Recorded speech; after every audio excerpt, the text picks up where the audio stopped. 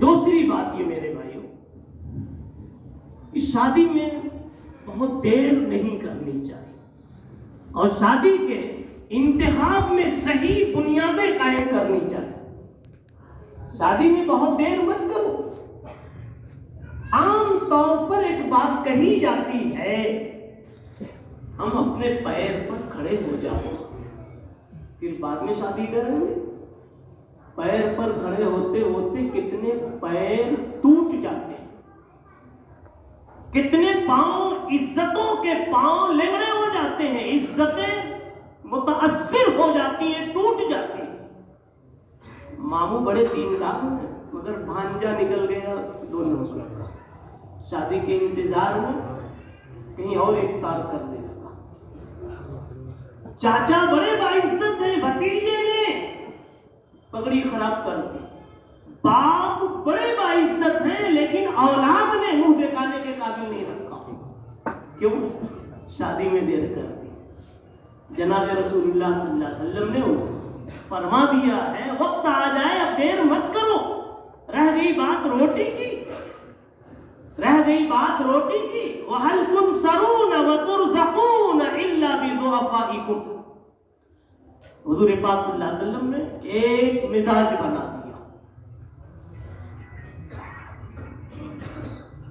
هَلْ تُنْصَرُونَ وَتُرْزَقُونَ إِلَّا بِضُعَفَائِكُمْ. یہ سمجھنے کی بات. کچھ عجیب الٹی باتیں ہمارے دماغ کے اعتبار سے, مگر آپ نے سنا ہے بزرگوں کی الٹی بھی سیدھی ہوتی ہے اور یہ پکی بات ہے. 2500 مثالی علماء کرام آپ کو بتائیں گے کہ بزرگوں کی الٹی کیا ہوتی ہے, سیدھی ہوتی ہے. آپ سوچتے ہیں میں بیوی گھر کے لاؤں گا کھلاؤں گا کہاں سے؟ قرآن مجید کہتا ہے کہ تم کر کے لاؤ, کر لوگے تو روٹی خود بخود گھر میں پہنچنی شروع ہو جائے گی. یہ ہے نظام. آئیے قرآن کا ترجمہ آپ بھی کیجیے, آپ کو بھی آتا ہے. قرآن مجید کہتا ہے انکحوا الایام, انکحوا مانے نکاح کر دو, کر دو اپنے بیٹوں بیٹیوں کا. سوچو مت, نکاح کر دو.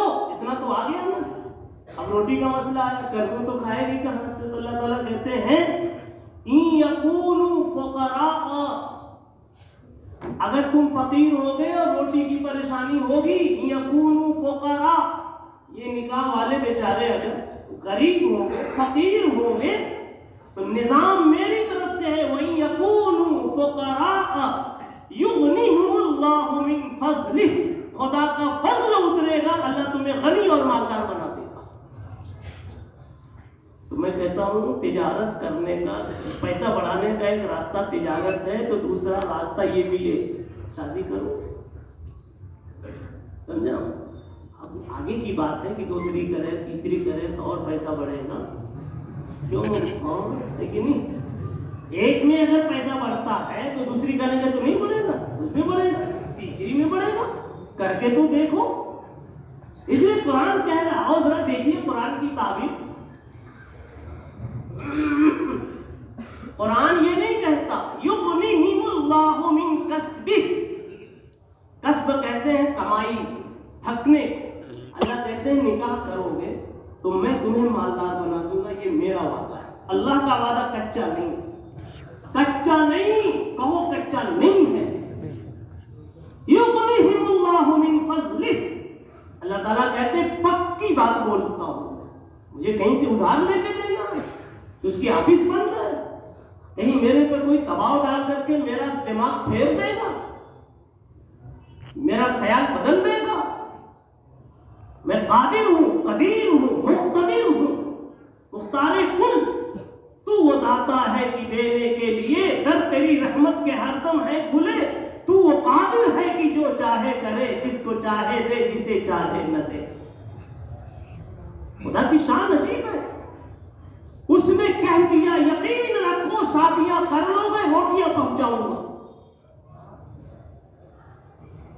اس لیے عمر ہو گئی ہے تو باپ کی عزت کو بچاؤ, ماں کی عزت کو بچاؤ, نانا اور ماموں کی عزت کو بچاؤ, خاندان کی عزت کو بچاؤ, اسلامی معاشرے کی عزت کو بچاؤ. شادی وقت پر کر لو, انکحوا الایام, کر دو,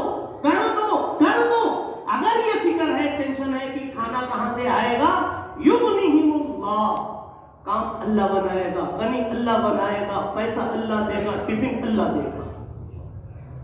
کیسے دے گا؟ اب گھر میں ٹفن آنے کے دو راستے، تھک تھک کر آتا ہے، تھک تھک کر 12 گھنٹے کی ڈیوٹی پر۔ اللہ کہتے ہیں میں تھکا کے نہیں، لاؤ نا گھر والی کو، لاؤ من فضلہ، میں ایسے فضل کا دروازہ کھول دوں گا کہ روٹی آتی رہے گی، تم سوچتے رہو کہ کیا ہو گیا، اللہ نے کیا نظر کرم فرما دی۔ من فضلہ قرآن کہہ رہا، من کسبہ نہیں کہہ رہا ہے۔ علماء کرام کی توجہ چاہتا ہوں، اشارہ یہ ہے کہ اللہ غیب سے دروازہ کھولیں گے۔ اور اس کا راز بتا دوں، راز یہ ہے اصل میں کہ جب چھوٹا بچہ حوصلہ دکھاتا تو بڑے کو خود شرم آنے لگتی ہے۔ ابا نے پانی مانگا، یہ بڑے میاں تو چائے پی رہے تھے، چھوٹا بیٹا اٹھا تو بڑے کو بھی شرم آئی، میں بھی تو کچھ ابا کی خدمت کروں۔ جب بندہ روئے زمین پر مسجد میں بیٹھ کے کہتا ہے میں نے قبول کیا، تو چاہے دلہا کو پتا ہو کہ نہ ہو کیا قبول کیا۔ ابھی تو کئی دلہوں کو پتا بھی نہیں ہوتا حضرت کہ کیا میں نے قبول کیا، بتاؤں 5 منٹ اس میں بھی لگے۔ کیا قبول کیا؟ ٹھنڈی لگے تو کمبل دینا قبول کیا۔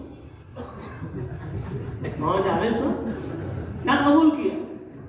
آپ صرف سنیں گے ابھی تھوڑی دیر ہے، 10 منٹ کی۔ ٹھنڈی لگے تو کمبل دینا قبول کیا، گرمی لگے تو کولر دینا قبول کیا۔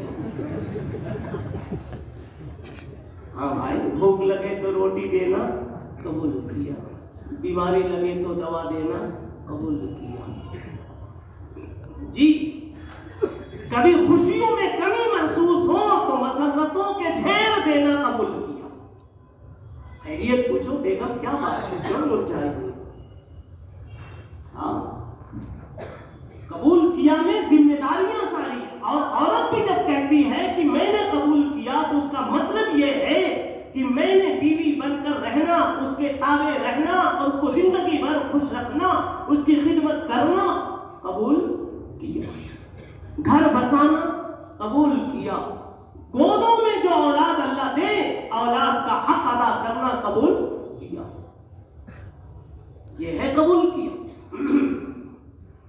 خیر، جب بندہ کہہ لیتا ہے، میں وہ بات وہاں لے جا رہا ہوں روٹی پر، جب بندہ کہتا ہے یہاں بیٹھ کر کہ میں نے قبول کیا، تو اللہ تعالیٰ یہ دیکھتا ہے یہ چھوٹا سا بندہ مہینے میں 10-5 ہزار کمانے والا، اس نے ایک بندی کے زندگی بھر کے کمبل کو، روٹی کو، کپڑے کو، دوا کو، سارے بوجھ کو قبول کیا۔ اس کے پاس کچھ نہیں ہے، بندہ محتاج ہے، اس نے قبول کیا، اتنا بوجھ اٹھایا، حوصلہ دکھایا، میرے پاس تو خزانے کے خزانے ہیں، میں بھی تو کچھ نچھاور کروں۔ اس لیے اللہ نے کہہ دیا یغنیہم اللہ من فضلہ، لو نکاح تم کرو، بارش میں برساؤں گا۔ بڑے کو شرم آتی کہ نہیں آتی؟ ارے غریب اگر مسجد میں 10,000 دے دے تو یہ ہوتا ہے 1 لاکھ تو دے دے گا، کہے گا یار غریب نے 10 دے دیا تو میں بھی 10 دوں تو میری کیا رہی۔ تو اللہ کہتے ہیں کہ اس نے 10,000 کی 5,000 کی ملازمت پر ایک اللہ کی بندی کا خرچہ لے لیا اور بیوی بنا کے رکھنے کا ذمہ لے لیا، میں کچھ دوں کیا دوں، میں اپنی شان کے مطابق دوں۔ اس لیے نوجوانوں سے یہ کہوں گا کہ آپ شادی میں دیر مت کرو، اللہ خود